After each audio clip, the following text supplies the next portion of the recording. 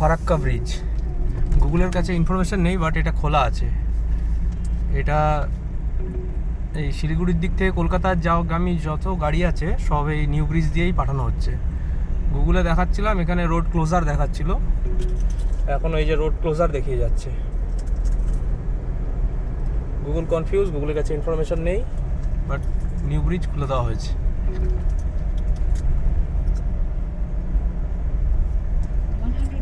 meters, turn right onto National Highway 12.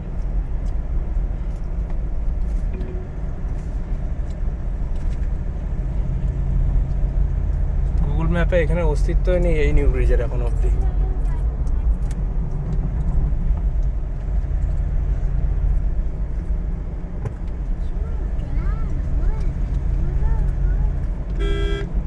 আজকে তারিখ 7ই June.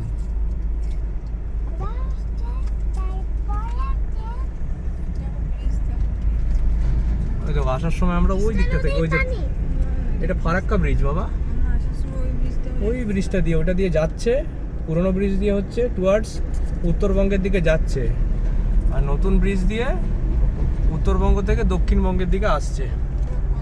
একটা লেনই খোলা আছে, শুধু ওই পাশের লেনটা এখনো ইনকমপ্লিট আছে।